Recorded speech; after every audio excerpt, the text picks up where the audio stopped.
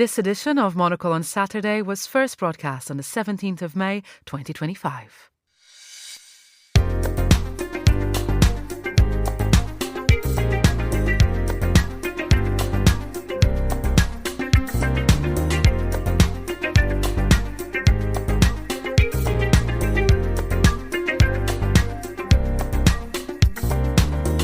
Hello, I'm Carlota Rebelo, broadcasting to you live from Midori House in London. This is Monocle on Saturday.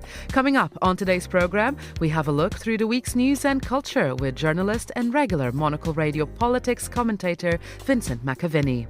Then we'll be heading to Bucharest for the latest on Romania's election with Monocle senior producer Laura Kramer.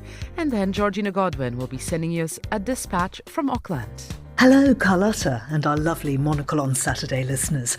I'm on the road again, seeking out the best of international literature to bring to meet the writers for you. Thanks, Georgina. Plus, Fernando Augusto Pacheco joins us from Duferstrasse 90 in Zurich for a look ahead to the Eurovision 2025 Grand Final. That's all ahead on Monocle on Saturday. First, though, here are the news.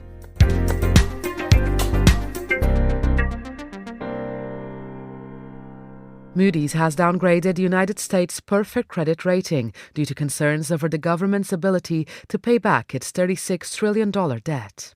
The US was first given the pristine AAA rating in 1919, with Moody's being the last of the three major credit agencies to downgrade it to AA1.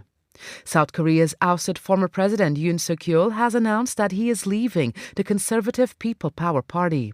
It comes as the party's presidential candidate is badly trailing behind the Democratic Party in the polls, ahead of a snap election set for June the 3rd. Nicaragua has voted to eliminate dual citizenship in a move that will impact thousands of people, including government opponents. The constitutional amendment was approved by the National Assembly and must be approved again in 2026 to take effect.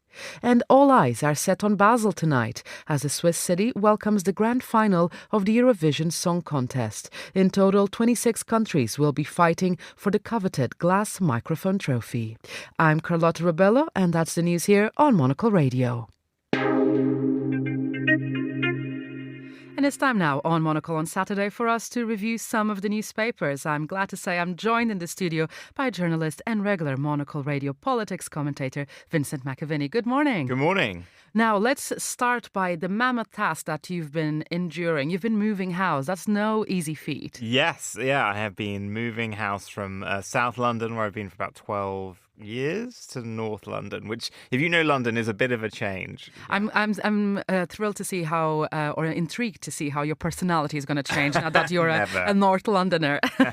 Well, Vinny, let's get stuck with the papers. And the first one that you have for us is in the New York Times. An almost unbelievable story about James Comey. Yeah, so for anyone who doesn't remember, Jim Comey was the FBI director in the second Obama term and then in the first Trump term before he was fired by Trump. Now, Jim Comey is a name that is probably etched onto the soul of Hillary Clinton because she blames him for destroying her presidential run in 2016 because just before, the week before the election, he decided to reopen an investigation which had been closed and settled into her using that sort of private email server when she was Secretary of State. And she maintains, and Bill Clinton has said this on repeat, that it was that decision, when you look at the polling, that nixed all the momentum that she was gaining at the end, threw doubt and meant that people didn't come out and vote for her and allowed Trump in for the first time. So Jim Comey is someone who has come in for a lot of heat. He then worked for Trump but was fired by Trump. He sort of published a book about it all. He has tried to rehabilitate his image. There was an adaptation of that book. I think he's become a fiction writer as well. But he's now, and always defended the actions that he's taken, but he's now potentially about to have the repercussions of that decision. He posted a photo on social media, which I don't think many people outside the US would know what it meant, but it was some shells on a beach that spelled out the numbers 86-47. Now, 47 is Donald Trump. He's the 47th president. To 86-something in America means to get rid of something. So for some reason, I keep remembering there's some TV show or movie where someone says, can you 86 these plates? I mean, get rid of them. But apparently in some circles, it also means to kill. And that is the interpretation that Donald Trump is having. So he quickly deleted this post. But Donald Trump has gone on TV in America and said that he was calling for his assassination, and he is now being questioned by the Secret Service over this posting. And of course, it is quite unbelievable, the idea that, a former director of the FBI would not understand what those numbers would mean. Obviously not going all... And the connotation. After, two, let's not forget, there were 2 assassination attempts last year on Donald Trump. One became, within an inch of, or probably less than an inch, we all saw that photo of the bullet, of taking him out. So it seems a very dumb thing to have done. But I do think that somewhere in upstate New York, Hillary Clinton is opening a bottle of wine and enjoying the prospect that Jim Comey is now facing prison. Lock him up. And his statement afterwards, because he deleted the image from the social media platform and saying, "Oh, I didn't realize some folks associate those numbers with violence." It becomes really difficult to actually, understand that he might have looked at that shell formation and literally just think, "Oh, that's cool." Yeah, and to be clear, he didn't put the shells out himself. To the best of our knowledge, he was walking on a beach seemingly and stumbled across someone who had put this out like this. So it is a strange little story. But he's tried to sort of deny that he was threatening any kind of violence. But, he potentially could be facing charges. To be a fly on Hillary Clinton's wall now. Yeah. Dancing in the kitchen. Let's move on to a different story now. And this is one, of course, that we're keeping an eye out throughout the weekend, because on Monday is a significant milestone in the UK's relationship with the EU. The first post-Brexit summit is happening. Yeah, that's right. And I think it's a bit of a signal that... Labour is slightly getting its kind of comms machine back on track, because this is some classic kite flying. They've had a whole week which has been focused on their actions on immigration. We've seen Keir Starmer in Albania talking about sort of third country processing hubs and sort of changing the rules about how all this kind of stuff works to try and bring the sort of immigration numbers down, which is, according to polling, the key issue. It's the issue that Nigel Farage has made much hay of. It looks like this week is going to be a pivot. It's going to be a sort of more economic week with discussions with the EU about resetting the relationship, with the big thing it's been sort of whispered about for a while, but it seems now from comments that Keir Starmer has given to the press that there is looking to be some kind of youth mobility scheme between the EU and the United Kingdom that we think would allow people under the ages of 30 to travel and work in each other's countries between the UK and the EU, maybe for a period of 2 to 3 years. So, I mean, this is a significant breakthrough for the Labour Party. If they've done this, it gives opportunity to a generation of young people who've been stripped of this opportunity, frankly, by a much older generation, many of whom now have, died. We're almost sort of 10 years out from the Brexit referendum. Labour are saying very clearly, we're not talking about customs union, not talking about single market. What they are trying to do is to get this youth mobility scheme and also get UK weapons and defence manufacturers into this new sort of build-up that European nations are doing of massively expanding their militaries. The UK at the moment sort of being blocked from being in the sort of tender process from that by, slightly madly, France demanding access to fishing waters once again. But it'll be a bit of a coup for the Prime Minister, potentially, if he can pull this off. But they do have to be really careful, because they do have to stop in any way Nigel Farage claiming that it's sort of importing labour that could be done by British people, because there is definitely skills in our workforce market, particularly young people, that you see kind of doing the sort of jobs you do when you're younger, working in cafes, working in hospitality, that also provides that cultural exchange which we've lost in the past decade. Well, and it comes also at a time that just last week the government published its white paper on immigration, right, where it set tougher rules for those seeking to come into the UK under visas. So this is, of course, going back to almost, if it does go ahead, this youth mobility scheme and deal with the European Union, it's almost like it's going back to how it used to be, that despite the visas being in place, there's a different set of rules for European Union citizens and vice versa with the UK. Yeah, potentially. It does look like there is a branching here. And yeah, they did make it much tougher, doubling the length of time you have to be in the country, setting very clearly the sort of level of English that you have to achieve, which was really interesting. They think that is a way of making sure that communities are integrating properly, that you by engaging with civic society, with your neighbors, with the people that you're living with, that you will have to improve your English to do that, and that's good for community cohesion. So it's interesting. And then there's a really sweet piece just to draw attention to the sort of lighter side of all of this, but it's really lovely in The Guardian. Interrail passes are free for kids, so I borrowed my niece for a rail tour of Europe's great cities. This is by Ben Aitken. And he talks about the going off with his young niece, setting off from London, and they took a trip for around a few days. Brussels, Amsterdam, Berlin, Innsbruck, Venice, Zurich, Strasbourg, Paris, a sort of classic interrail trip in Western Europe. And he talks about what she was interested in, what she wasn't. But it kind of shows, how close neighbours we are, and something that we've slightly lost, this sort of connection that young people had to sort of explore the territory. And it shows really the importance to have these schemes and to allow for, that almost carefree approach to traveling through Europe. It seems like the weather is making people think about interrails, because our own editor-in-chief, Andrew Tuck, in this morning's newsletter, the Monocle Minute, the weekend edition of it, wrote about his own experience as a 16-year-old, interrailing through Europe and discovering Europe as a backpacker. And his point is about, mass tourism, and at a time that cities are trying to figure out what a good versus a bad tourist looks like, with all the inverted commas, that, when he was a backpacker, interrailing probably contributed close to zero to the GDP of countries.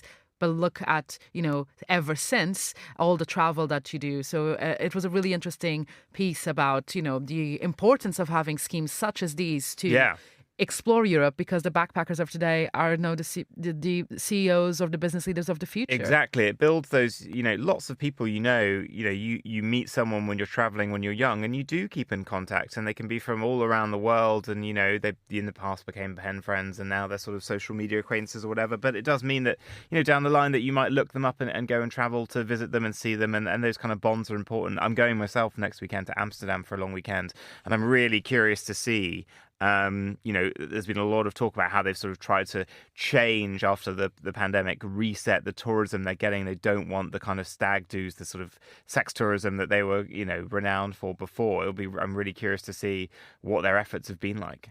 Well, Vinny, stay with us, because we're going to do a little bit of interrailing of our own and cross over to Bucharest now, because Monocle's senior producer Laura Kramer is on the ground as Romania is set for decisive elections. Laura, hello. How's Bucharest today? Bună dimineața, Carlota. How are you? It's so nice to hear you and Vinny talking about travels through Europe. Well, I'm pretty sure you didn't get to Bucharest by train, but hopefully in a near future. Tell us about the latest. What's the mood on the ground? Well, I guess I should have probably said bonjour, because French President Macron has become somewhat of a focal point in this election. It's kind of like he's become the symbol for the European Union. He's, like almost shorthand for the European project. And I'll tell you how this happened. Basically, the hard-right AUR candidate, George Simeon, has spent the last few days of the campaign trying to really mobilize Romania's very large diaspora. It's between 5 and 7 million people, voters, to choose him at the polls. So rather than campaigning in Romania, he's been campaigning in different countries, France being one of them. And part of that push saw him go on a French conservative TV show, something like a Fox News, if you will. And on this show, I can't really say that it was exactly what he imagined this appearance would be, because he essentially insulted France. He said it's dirty, it's lost its way, it's godless, and there will be no Christians left there within a few years. And as part of that talk, he also said that Macron has tendencies of a dictator and is interfering in the Romanian election. Well, that is quite a fascinating campaign style, isn't it, Laura? It is. I think first of all, it shows that he feels quite confident in how he's going to do with the vote within the actual country itself. The diaspora did start voting yesterday in many different countries, more than 900 polling stations around the world. So he feels the Romanian vote is clearly kind of locked down in the country, and we're going to the polls tomorrow. But it is interesting. Meanwhile, on the other side, President Macron has been spending time instead speaking to Dan Nikushor. He's the centrist independent mayor running against George Simeon, and they had a Zoom chat in which they spoke, and President Macron talked about how important Romania is to the European Union. Now, after this interview that happened on French TV, Dan Nikushor felt that he actually had to come out and correct everything that had been said. He apologized to the French people, and he did it all in French. And all of a sudden, French and France has become like a big talking point, whether or not you can speak good French. Because one thing I haven't said is he also stumbled the entire way through the interview. He wanted to do it all in French, but at one point he couldn't think of the word for ceasefire in French and reverted to Romanian. Now, of course, we would never look down on a leader trying to speak a different language on a TV show. This is a very stressful situation, but in an election, especially so close to it, everybody's going to try to find anything they can against their opponent. And now there are all these videos flooding social media here in Romania of the difference between how good Nicușor Dan speaks French versus, his poor performance, George Simeon's poor performance on French TV. And it's really kind of coming down to whether Romania wants an outworld and a worldly looking president, or somebody who wants a more isolated view of Romania. So really brand Romania on the world stage, who we want to represent that. And it's not really just about, of course, the videos of the different levels of French just speak to how close this election is, that something like that can really help tilt it one way or another. Now, the vote is set for tomorrow, Laura. But until then, what else have you been up to? Are you able to meet other people or do any sort of other coverage that is not election, or is Romania fully on election mode? Yeah, absolutely. So yeah, the election obviously is taking center stage. However, at the same time, Romania Design Week is happening. That's about to open in about 45 minutes from, a few hundred meters from where I'm standing here in Revolutionary Square. So I'm going to go hit that up, meet some designers, some architects, and later I'm going to be speaking to a modern Romanian artist. And I do have a few political interviews as well. So lots happening, but absolutely the election is taking over everything. Laura Kramer in Bucharest, thanks for joining us. And of course, we'll be hearing more from Laura throughout the weekend. And of course, on Monday morning's Globalist with the election results. Laura, thank you. Now, still with me here on Monocle on Saturday is Vincent McAviney. Vinny, I want to turn to this story that you found in the Globe and Mail. And this is, Mark Carney already trying to counter the US influence on tariffs and doing basically reaching a sort of deal with Mexico. Yeah, I think Mark Carney is going to be absolutely fascinating to watch, because the way that he is so far, let's not forget, an extraordinary victory. A person who was never an elected politician wins his party's nomination, takes over from Justin Trudeau, who had a resurgence at the end of his premiership. The party Liberals have been in power for a decade, and Trudeau and Mark Carney then calls a snap election, not only wins it, but his rival on the Conservatives party, Poilievre, loses his seat because Canadians are so aghast that he's been sort of emulating Trump. And Mark Carney is really taking the threat, the existential threat as Canadians see it, from Donald Trump's administration to Canada seriously. And he has managed to stop Donald Trump's attacks. Donald Trump is not calling him, the governor of the next state or things like that. He was very effective in the White House Oval Office meeting at stopping sort of Trump going down that idea, saying very clearly Canada will never be part of the United States. And we're starting to see how he's moving. I mean, he is someone who is known internationally and knows a lot of people internationally. This is him siding with Mexican President Claudia Sheinbaum, and they have started working closely to try and sort of fend off Trump's tariffs and to look at what kind of free trade deal they can strike with him. And of course, in the first Trump term, they did sign the USMCA.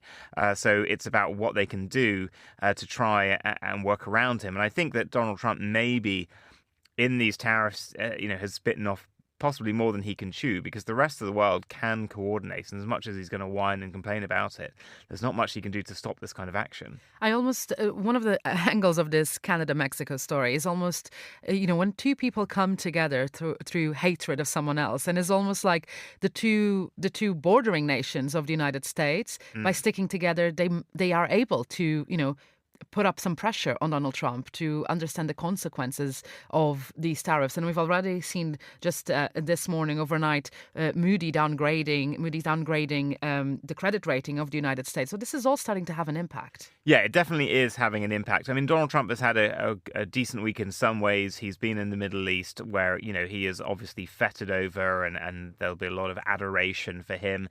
And that is the kind of place where his politics, which is deals, tit for tat, being given nice and juicy incentives, works for him, and they have no problems with his sort of authoritarian tendencies, seemingly. And he has struck, hundreds of billions of dollars of deals around that region. And we have seen that has had an uptick in the stock market. I think the S&P 500 rose about 5% this week. So, that is starting to climb back. But so far still, the only country to do a tariff deal, which has left them in a marginally better place, is the UK. There's no other country that has managed to do that yet, and these tariffs are global, let's not forget. So, whether or not the strategy that Keir Starmer's gone for and the strategy that Mark Carney has opted for, which is slightly different, it is both being sort of polite and trying to be friendly.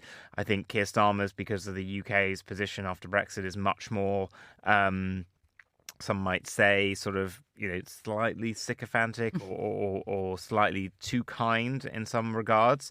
But Mark Carney is, because of the threat to Canada, this direct threat, is having to be polite but tough, as much as a Canadian can be. Vinny, thank you very much for that. You have one more story for us, but first let's hear from Georgina Godwin, who, as listeners might know and understand, for me being here instead of her, she's on the road once again, and this time she's bringing us a dispatch from Auckland Writers' Festival. Hello, Carlota and our lovely Monocle on Saturday listeners.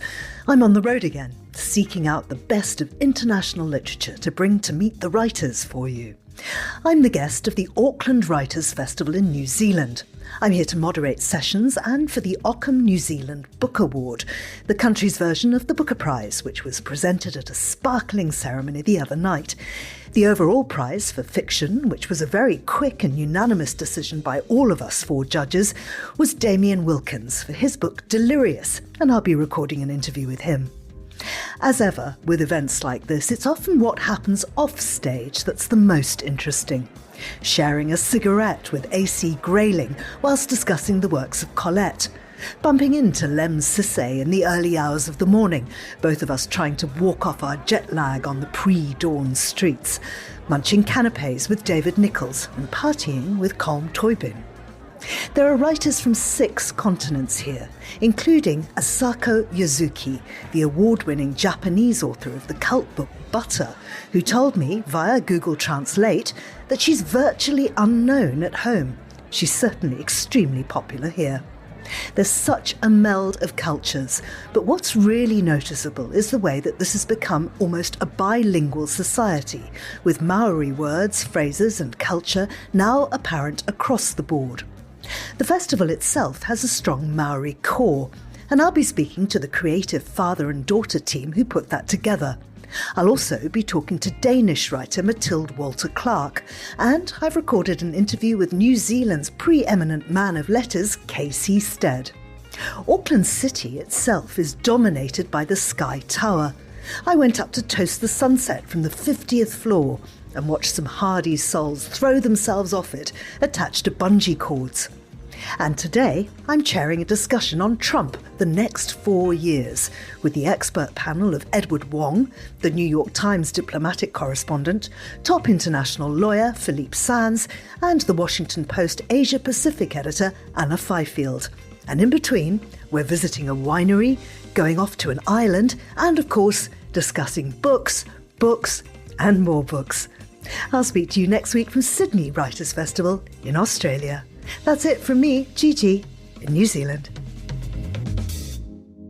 Thanks, Georgina. And it seems like she's having not her usual Saturday over there. We'll look forward to hearing more dispatches throughout the week and next weekend. Still with me is Vincent McAviney, and we have one final story. And this is one that I feel particularly strong about, so I'm really glad you brought it. And it's about the quiet carriage on trains.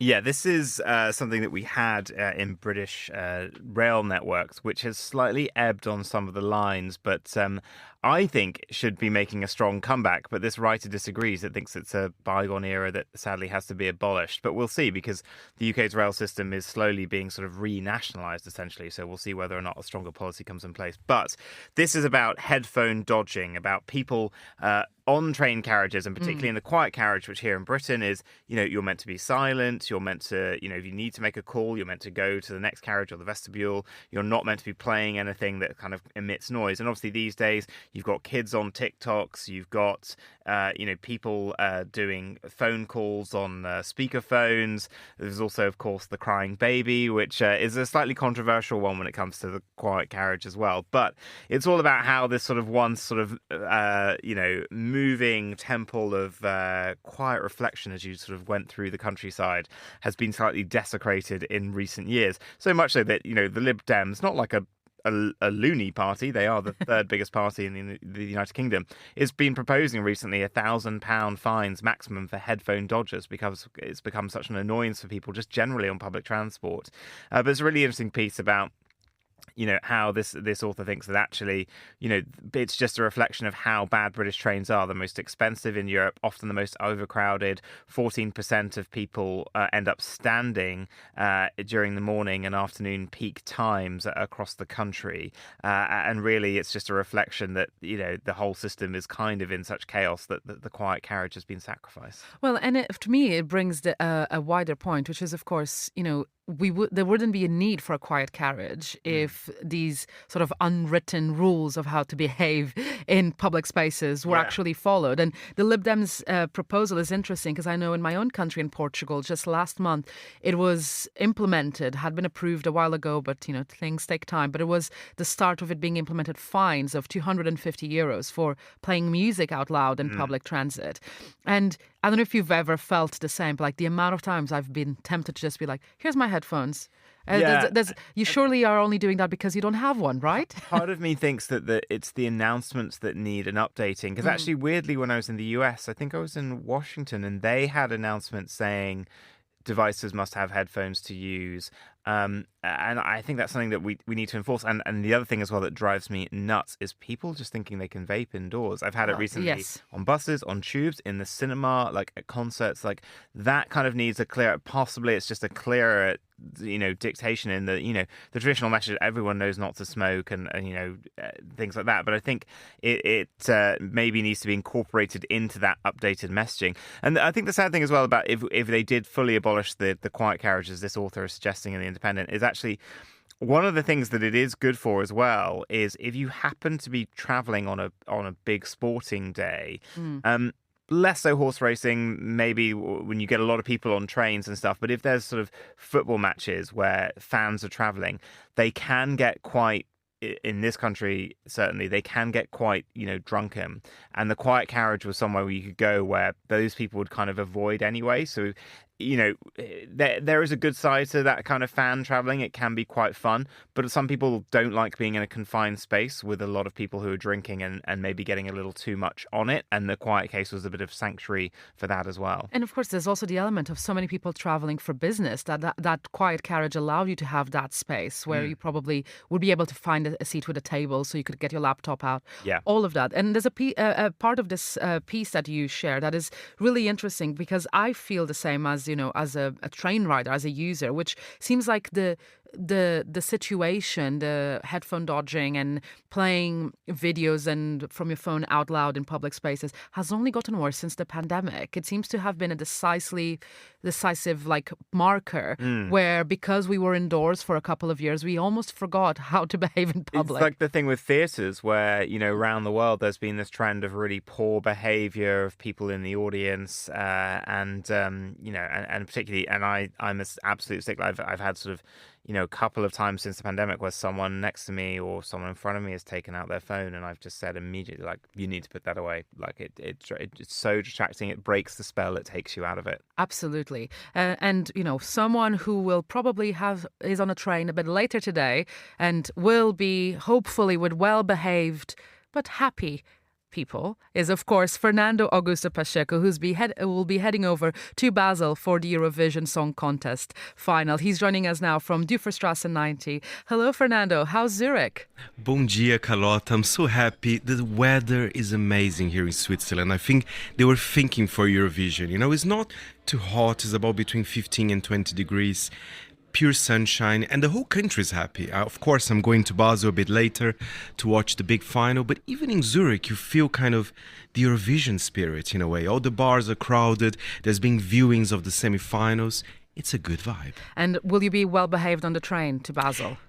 I will. I was listening to your conversation. I do like a quiet carriage, but I think for Eurovision, we can make it an exception. And can I add another pet hate of mine? I hate smelly food on trains. That's my worst nightmare because I'm very sensitive to this kind of smells. So no fondue for you on the way to Basel. Now, I wanted to keep Vinny here with us to cross over to you because I feel like we need to speak about Luxembourg being back at Eurovision. Are you supporting Luxembourg, Vinny, or are you team Great Britain? I mean, I'm just going to watch and have fun tonight. I do kind of like the British song, actually. I think it's a good sort of Eurovision entrant, but of course we'll get, very few points. But it is nice to see Luxembourg, where I sort of spent a couple of years growing up, sort of back properly in the concert, because they had a girl who was at the school I attended last year. I think her name was Tally, who represented the country the first time it had been in the sort of finals in decades.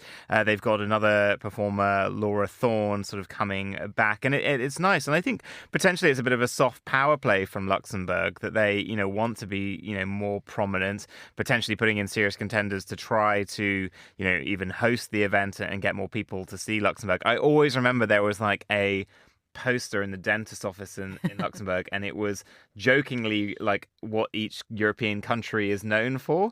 And it was like famous, like the Luxembourgish, or like patient, like the French, like it was things like that. And it's just the fact that there aren't any real high-profile Luxembourgers out there, so it's good that they've got this little stage.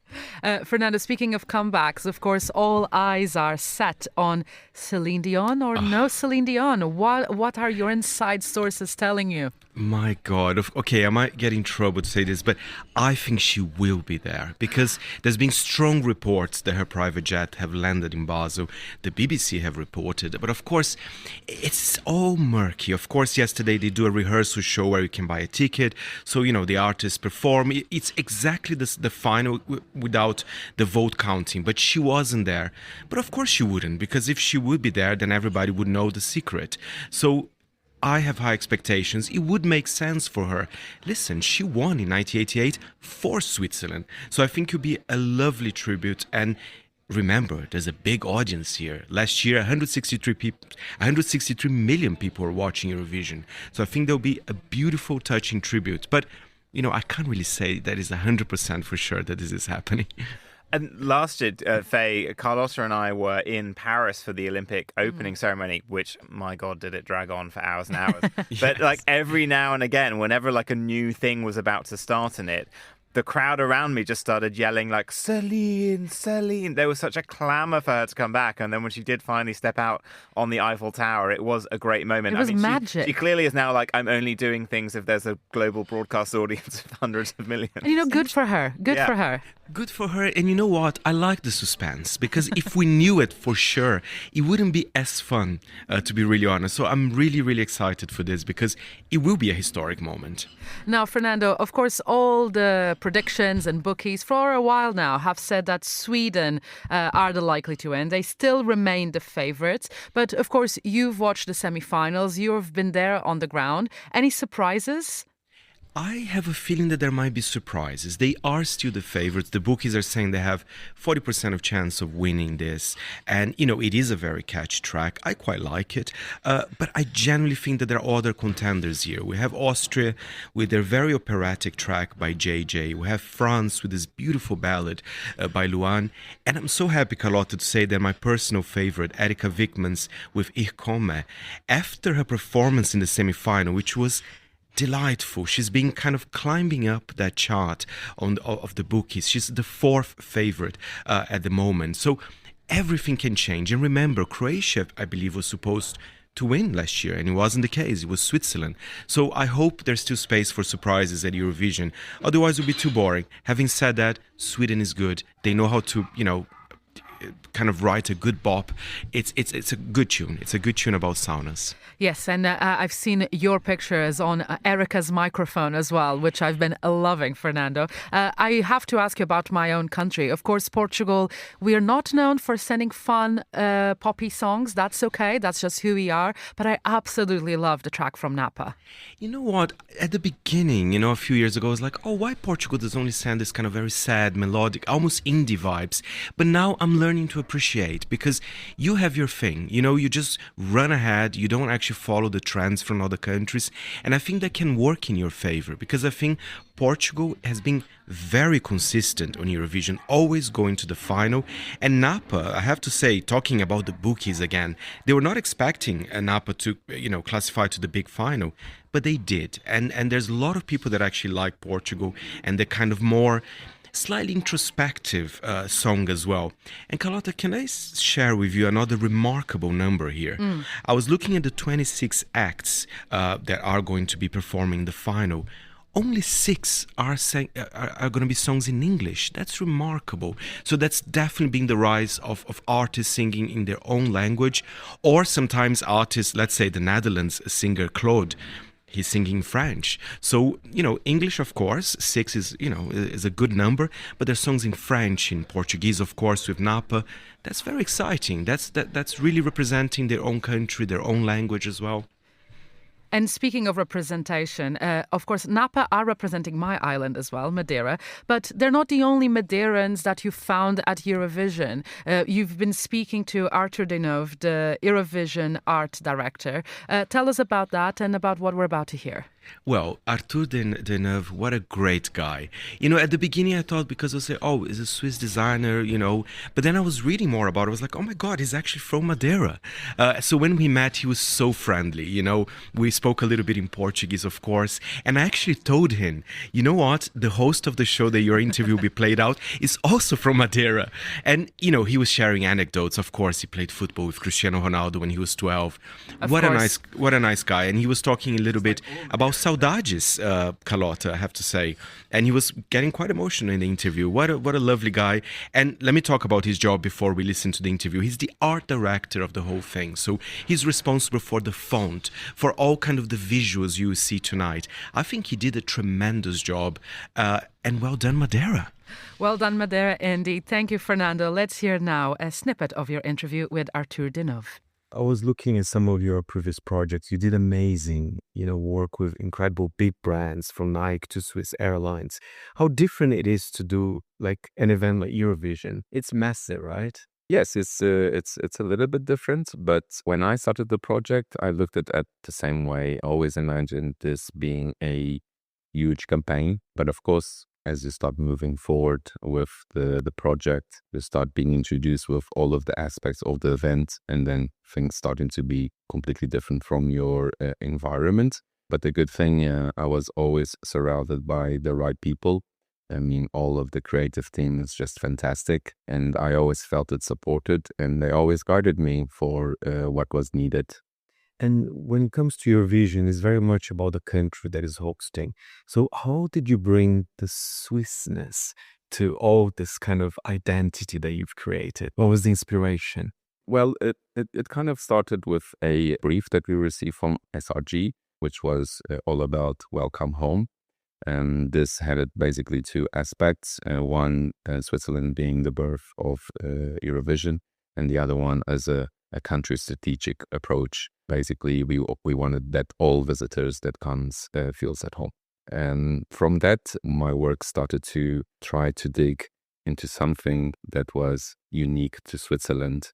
We started to dig into what we could find about Switzerland, and there was one that stood out that is super unique, is about the direct democracy in Switzerland. When we translated that into the values of the Eurovision, landed into when we listen to each other and we find love. Of course, after that, I started to think, okay, how can I translate this into a graphic world, which had it to be connected to the Eurovision brand?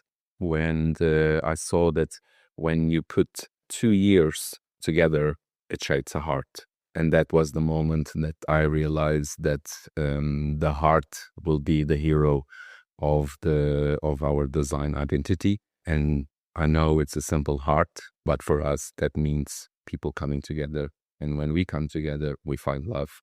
How was it, the discussion for you to choose the phone? What can you tell us a bit about that? Actually, for us was again all a process. Of course, Helvetica could have been picked in 1 second. For me, it was very important first to get a Swiss designer. And that's when we got in touch with Ian Party. And he was also responsible for designing the passport in Switzerland, which I think it was renewed, if I'm not wrong, 2 years ago or a year ago. And then when we started to work with the design agency, and not Wyden Kennedy in London, they told me, well, we looked all the previous years. It's all cents. It's all caps. And since we are here to listen to each other, we don't want to shout. So we want to go to a more friendly typeface. And when they told me that, I was like, oh, interesting. But I didn't saw the typeface yet. And then they presented the typeface and they told, well, we want to present you a serif. On top of that, one of the aspects of the design was Switzerland has a lot of respect for tradition. And it is very, as well, a country where innovation and technology is always in this high end. And that for me was the moment that I could transmit that on the design. What do you think I was surprised, especially you mentioned the Made in Switzerland sketch? Not surprised, but some people might see Switzerland as this wonderful country, perhaps a tad bit serious in a way, but there was a lot of humor, and I wonder if you can even play around with that, some yodeling sounds and this kind of stuff as well. Yeah, I mean, that is also was one of the interesting facts. I'm living already in Switzerland for 5-6 years. I have a different perspective and I try to bring that into the work as well. For example, with the sonic branding, no one probably knows that Switzerland holds the biggest techno festival in the world. No one knows that techno makes part of the UNESCO heritage in Zurich. And we wanted to transmit that to the world, that actually the Swiss are not kind of what you think they are. They are kind of like, they can be very funny and quirky.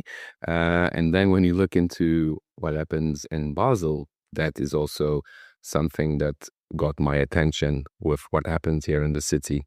When you look at technology and pharma, a lot of people don't know that LSD was invented in Basel. And even that was transmitted in our design. And again, as we see on Made in Switzerland, you look at all of those things and it's just fun. And we try to bring that as much as we could on our design. And finally, I must ask, because you are from Madeira, you grew up in Madeira, are you excited for Portugal this year? Even the band is from Madeira. There's something going on here.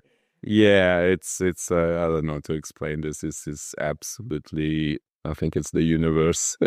Yes, I'm super proud and happy that actually the country that I come from and knowing that the band that is representing the contest is from Madeira Island, I still cannot believe it. And yeah, I'm very proud of it. And the music really touches me because it's music that talks about missing home. And yeah, that's a feeling that I of course, like every person that leaves his own country, you feel sometimes that you miss home. I love it and I'm really excited. I've been with them. I hope they can go as far as they can. And I'm really happy that they're in the final and I can still hang around a little bit with them. That was Monocle's Eurovision expert and senior correspondent Fernando Augusto Pacheco speaking to Arthur Deneuve, the art director for Eurovision 2025. And be sure to tune in to Monocle on Sunday tomorrow with Tyler Brûlé for reactions from Fernando and the rest of the panel to tonight's Eurovision final. And that's all for Monocle on Saturday. Many thanks to my guests, Vincent McAviney, Laura Kramer and Fernando Augusto Pacheco. Thanks also to our producer and studio engineer, Mariella Bevan.